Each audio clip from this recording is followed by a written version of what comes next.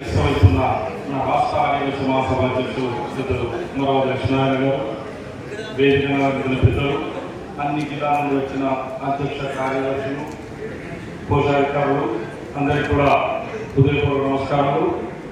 ప్రభుత్వాలు చెప్పినట్టు అక్కడ మనం రాష్ట్ర జనరల్ కౌన్సిల్ చేసుకోవడం అనేది చాలా ఇంపార్టెంట్.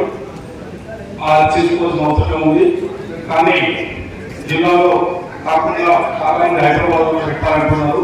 కానీ అది చిన్న సూచన అన్న, మనం ఉత్తర తెలంగాణ నుండి దక్షిణ తెలంగాణ నుండి రెండు కార్యక్రమాలు పెట్టుకుందాం. ఉత్తర తెలంగాణ అంటే ఉమ్మడి కరీంనగర్ జిల్లా, ఆదిలాబాద్ జిల్లా, నిజామాబాద్ జిల్లా ఇవన్నీ కలిపి కూడా మేము విజయవాడలో పెట్టుకోవడానికి సిద్ధంగా ఉన్నాం.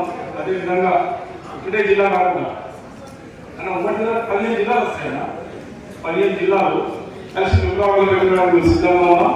ఇదే విధంగా దక్షిణ తెలంగాణ జిల్లాలో కూడా ఇంకొక 50 ఎకరాలు పెట్టుకొని మనం 2 కార్యక్రమాలు పెట్టుకుంటే డివైడ్ అయిపోయి అందరూ కూడా రవాణా సౌకర్యం కూడా ఎక్కువ ఉంటుంది, దగ్గర ఉంటుంది. కావున ఈ విధంగా చేసుకొని మనం మీరు చెప్పినట్టు మీరు సమయాన్ని ఎప్పుడు నిర్ణయించినా మేము దానికి సిద్ధంగా విజయవాడలో అందరితో మాట్లాడి నేను ఇప్పుడు ఉత్తర తెలంగాణకు సంబంధించిన జిల్లా మాట్లాడి నిర్ణయిస్తాను.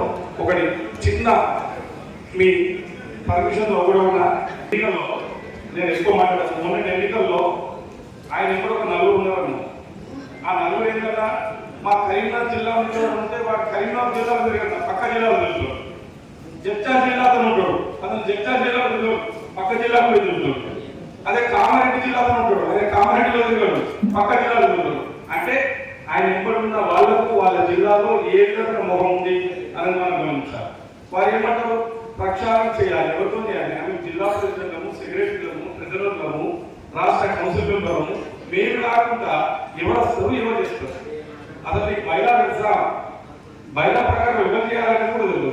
అలాంటి వ్యక్తులను పట్టుకొని మన జిల్లాలో పక్క జిల్లాలో పంపించే వ్యక్తులను వారు చేసారు. వాళ్ళంతా కూడా పెద్ద డ్రామా పంపిణీ.